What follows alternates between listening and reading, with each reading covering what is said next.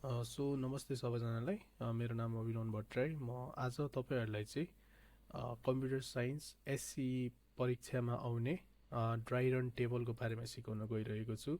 How you can do the dry run table, अनि यो कसरी तपाईँहरूले चाहिँ इक्जाममा विदाउट एनी प्रब्लम सल्भ गर्न सक्नुहुन्छ भनेर म बेसिक सिकाउन गइरहेको छु। सो जहिले पनि एससी एक्जाममा चाहिँ क्वेसन नम्बर 5मा यो चाहिँ 2 मार्क्सको आउँछ। 2 मार्क्समा चाहिँ write down the output of given program so with dry run table भनेर भन्छ है। सो जहिले पनि एक्जाममा लेख्ने बेला चाहिँ अब क्वेसन नम्बर 5 एन्सर भनेर लेख्दाखेरि तपाईँहरूले चाहिँ ड्राई रन टेबल बनाउनु पर्ने हुन्छ। सो बेसिकली एउटा टेबल हुन्छ है, सुरुमै टेबल पेन्सिलले कोर्न नथाल्दा नै भयो। सो फर्मेट अहिलेको लागि र यसरी टेबल बनाउने, अनि यतातिर ड्राई रन भनेर लेख्ने, ड्राई रन भनेर यता टपतिर गर्ने है। त्यसपछि हामीलाई सबलाई थाहा छ यो हाम्रो क्युबिसिक भनेको कस्तो खालको प्रोग्रामिङ ल्याङ्ग्वेज हो, step by step, line by line perform हुन्छ। त्यही भएर हामी फर्स्टमा यो स्टेपमा जान्छौँ। यसमा के छ, कुनै पनि एउटा सब फङ्सन सो भन्ने एबिसी डलर प्यारामिटर भएकोलाई चाहिँ डिक्लेयर गरेछ। यसलाई चाहिँ ड्राई रनमा देखाउनु परेन। हाम्रो बेसिक ड्राई रन भन्ने बित्तिकै के बुझ्ने, कसरी चाहिँ त्यो प्रोग्राम रन गर्छ ड्राई फर्ममा, लाइक नर्मल फर्ममा कसरी रन गर्छ, मान्छेले झट्ट हेर्ने बेला कसरी रन गर्छ भन्ने बुझ्छ भन्ने कुरा चाहिँ हेर्ने हो। सो त्यसपछि हाम्रो सिएलएस यो पनि लेख्नु परेन। अब यहाँ दिएको छ एबिसी डलरको भ्याल्यु दिएको छ। सो हामी सुरुमा लेखिदिन्छौँ एबिसी डलरको भ्याल्यु जे दिएको छ यो भनेर लेखिदिने। त्यसपछि अर्को लाइन तान्ने, सेकेन्ड लाइन पनि भयो। त्यसपछि हाम्रो सो भन्ने फङ्सनलाई बोलाएको छ। अब कुन फङ्सनमा छिर्यौँ भनेर देखाइदिने। हामी सो भन्ने फङ्सनमा छौँ, कुन प्यारामिटरसँग, एबिसी डलर भन्ने प्यारामिटरसँग छौँ भने अब के हुन्छ भन्दाखेरि सो फङ्सन, सो सब मोड्युलभित्र चाहिँ यसको भ्याल्यु चाहिँ अब सधैँ त्यहाँभित्र चाहिँ भइरहन्छ है, एबिसी डलरको भ्याल्यु। एबिसी डलर भन्ने बित्तिकै के हुन्छ, त्यो स्ट्रिङ हुन्छ है, स्ट्रिङ भन्छ त्यसलाई डलर हुने बित्तिकै। ओके, प्रोग्राम इन्ड भयो। तर हामी प्रोग्राम इन्ड भन्दा अगाडि यो सब मोड्युललाई कल गरेको छ, त्यही भएर हामी अब यहाँभित्र छिर्छौँ है। सो यहाँभित्र छिरेपछि हामीसँग के भ्याल्यु थियो, एउटा वाइ इक्वल्स टु 48 भनेर भ्याल्यु दिएको छ। फेरि लाइन क्लोज गर्छौँ। अब त्यसपछि हाम्रो आएको छ for loop, for I 1 to 4 भनेछ। अब बेसिकली ड्राई रन टेबलमा चाहिँ स्टेप बाई स्टेप भएको कारण हामी लाइन बाई लाइन देखाउँछौँ, तर लुपहरू चाहिँ हामी होरिजेन्टल्ली देखाउँछौँ है। होरिजेन्टल जस्तै फर्स्ट लुप यहाँ रन हुन्छ, यो लाइनमा रन हुन्छ, सेकेन्ड लुप यो लाइनमा रन हुन्छ है। सो सुरुमा हाम्रो आईको भ्याल्यु दिएको छ, आईको भ्याल्यु 1 देखि 4 रे, 1 2 3 4 दिउँ। त्यसपछि एन भनेको चाहिँ वाइ मोड 7 रे, एन भनेको वाइ मोड 7, ठिक। त्यसपछि दिएको छ प्रिन्ट गर्ने मिड डलरलाई प्रिन्ट गर्ने रे। सो के प्रिन्ट गर्ने छ, मिड डलर एबिसी डलरको एन पोजिसनदेखि एउटा क्यारेक्टर।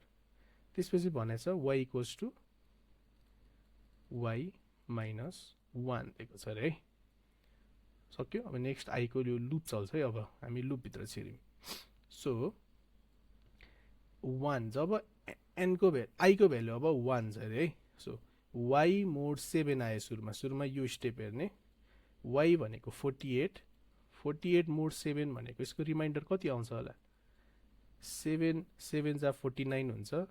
सो 7 6 जा 42 रफली, 42 43 44 45 46 48 भनेपछि 6 आउँछ यसको एन्सर है। रिमाइन्डर 6 आयो। सो हामीसँग अब एनको भ्याल्यु 6 छ। अब लिनु पर्यो मिड डलर, के को, एबिसी डलरको मिड डलर लिने।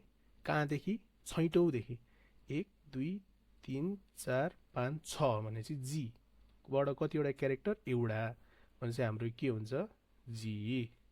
अब वाइको भ्याल्यु 1 ले घट्छ अरे है। 48 थियो हाम्रो, कति भयो घटेर 47। अब दोस्रो लुपमा जान्छ।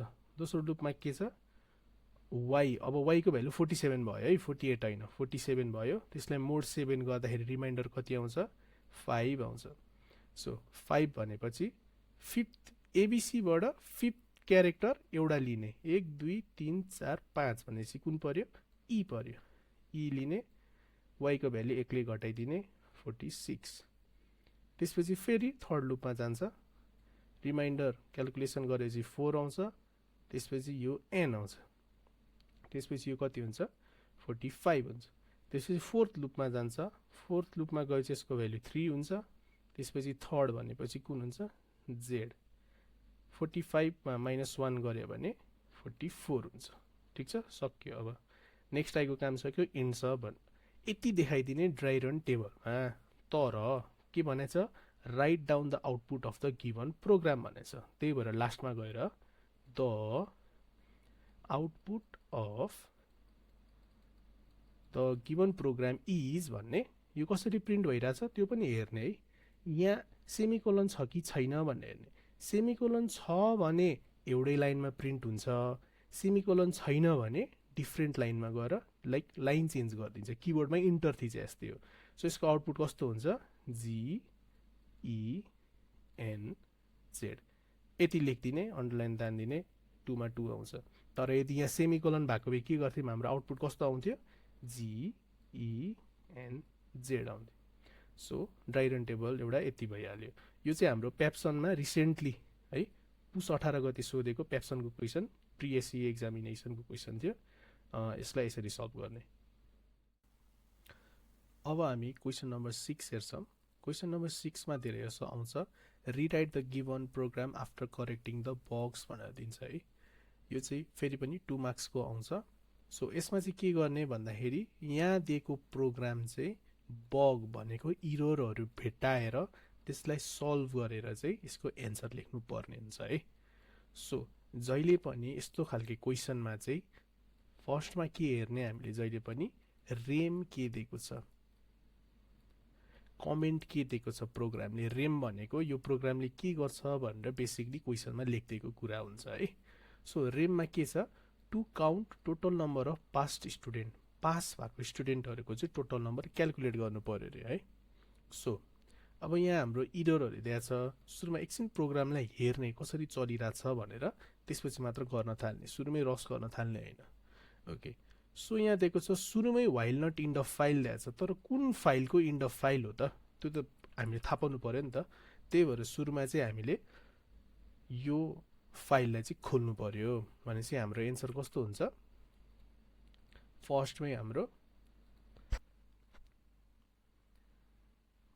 रेम जे छ ल यसलाई क्वेसन नम्बर 6 भनौँ एन्सर भनौँ है यो चाहिँ एन्सर रेम जे छ त्यही लेख्ने 2 ड्यास ड्यास ड्यास त्यसपछि हामीले चाहिँ सुरुमा जहिले पनि फाइललाई खोल्नुपर्छ त्यो फाइलको भित्र छिर्नको लागि ल .txt छ र के भनेछ to count total number of student भनेर भनेछ total number of pass student भनेर भनेछ तर को पास भयो भने त काहीँ डाटामा गएर बसेको हुन्छ है सो डाटामा बसेको कुरालाई रिड गर्नको लागि हामीले के युज गर्छौँ कुन मोड अफ फाइल युज गर्छौँ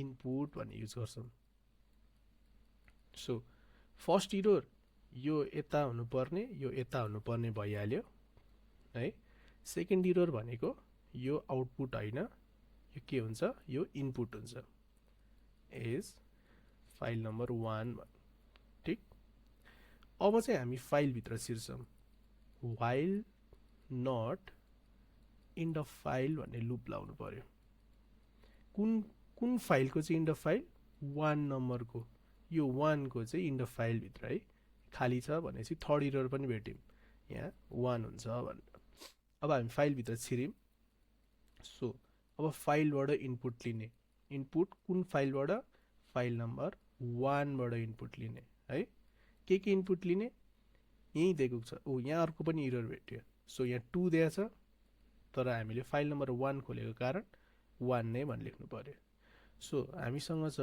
आइडी M1 M2 र M3 दिएको छ अब चेक हुन्छ के चेक हुन्छ पास भएको स्टुडेन्टहरूको डिटेल चेक हुन्छ है so if marks in first subject is greater equals to 32 भनेको यहाँ चाहिँ पास मार्क्स 32 रहेछ है र अर्को कुरा फेरि अर्को बग के भेट्यो, यहाँ कमा हुँदैन। फिफ्थ बग हामीले के भेट्यौँ, एक या एकभन्दा बढीको हेर्नु छ भने हामी जहिले पनि एन्ड भन्ने लाउँछौँ है। यो हाम्रो अपरेटर भइहाल्यो, logical operator. So and marks second is also greater or equals to 32 and marks 3 is also greater or equals to 32।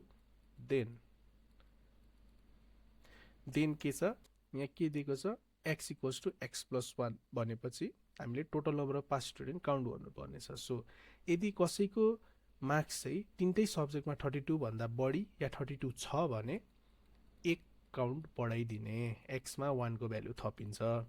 अब इफ कन्डिसनलाई इन्ड गर्ने, इन्ड इफ, त्यसपछि वाइल लुपलाई क्लोज गर्ने, ठिक। त्यसपछि फाइललाई पनि क्लोज गर्ने। ओके, फाइललाई क्लोज गर्नु अगाडि हुन्छ, फाइललाई क्लोज गर्दा पनि भयो है। क्लोज कुन फाइललाई, #1 वाला फाइललाई, #1 भनेपछि हाम्रो 6th इरर के भेटायौँ, फाइललाई क्लोज गरेको छैन ओपन गरिसकेपछि। सो क्लोज गरेपछि हामी प्रिन्ट गर्छौँ टोटल रेकर्ड भनेर x को भ्याल्यु प्रिन्ट गर्छौँ है। त्यसपछि प्रोग्रामलाई एन्ड गरिदिने। सो हामीले टोटल 6वटा इरर देख्यौँ। यसरी नै इरर भेटाउने र रेममा जे दिएको छ त्यही अनुसार चाहिँ प्रोग्राम गर्ने। सो यति गऱ्यो भने 2 मा 2 आउँछ। फुल सार्नु पर्यो तर करेक्ट सार्नु पर्यो।